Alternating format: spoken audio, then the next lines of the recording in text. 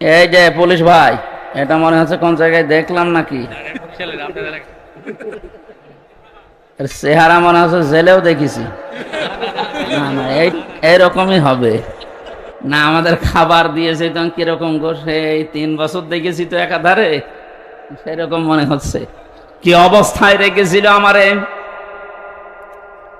আমি নিজে কতগুলো মানুষের কান্নার আওয়াজ শুনেছিলাম ওই মাটির নিচে। কিছু কিছু মানুষের এই যে এত বড় বড় নখ হয়ে গেছে, চুল দাড়ি গোপ, মনে হচ্ছে যে জঙ্গল থেকে বেরিয়ে আসতেছে।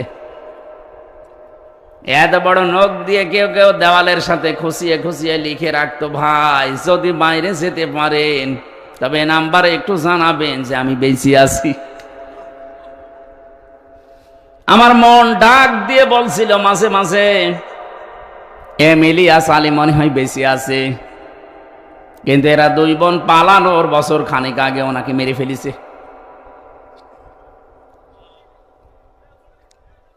আপনি চিন্তা করতে পারেন, মুফতি ফখরুল ভাই আমার সাথে ছিল, উনি আমারে বলছে, হামজা ভাই আপনার সাথে কি করে আমি জানি না, তবে আমার এই পায়ের ভেতর দিয়ে হাত দিয়েছে এইভাবে, সামনে যে লোহার ব্যারিকেড দেওয়া আছে ওর সাথে হাত দিয়ে হ্যান্ডকাপ দিয়ে আটকিয়ে দিয়েছে।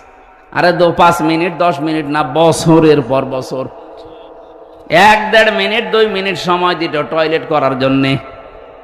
সকালে কয়েকটা ছোলা দিয়ে যেত, পচা, তাও হালকা খাওয়া যায় না। দুপুর বেলা 1 মোটা ভাত দিয়েছে, মনে হচ্ছে কেউ মাখিয়ে দিয়েছে, খেলে খান, না খেলে রোজা থাকেন। রোজা যে থাকবেন তাও তো সমস্যা, কারণ এখন কি দিন না রাত আপনি জানেন না। এটা যে কোন বছর আমরা জানি না, কোন মাস তাও জানি না, কি বার আমাদের জানা নেই, কয়টা বাজে তাও জানি না। যারা দায়িত্বে থাকতো, যদি ভালো মানুষ হইতো তাহলে জিজ্ঞাসা করলে বলতো যে এখন এই কয়টা বাজে। আর যদি হয়তো মালায়ন, ওর কাছে তারা আলেম জালেম নেই, ওর কাছে সব সমান, খালি ঝাড়ি দিত। কিসের নামাজ, কিসের রোজা? নামাজ রোজা করলেই যদি বাঁচা যায়, যে কই কেউ তো বের করে যায় না। আমি 10 দিনে 3টা বছর আমি ফাঁসির কন্ডেম সেলের ভেতরে ছিলাম, আর 10 দিন ছিলাম ওই রিমান্ডে। আমার 10 দিনে অবস্থা যা করেছে, এখনো পর্যন্ত আমার শরীর স্বাভাবিক না।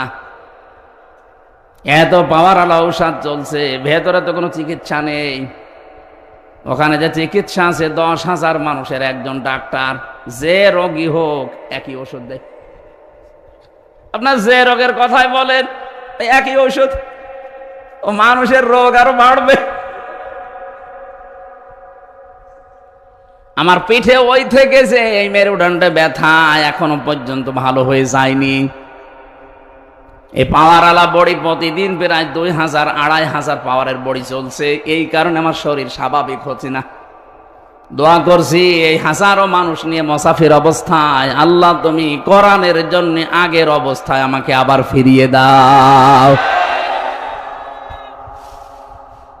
এই যে জগদ্দল পাথর আল্লাহ রাব্বুল আলামিন আমাদের বুকের উপর থেকে সরিয়ে আমাদের বাক শক্তি ফিরিয়ে দিয়েছেন, এখন কথা বলতে পারি।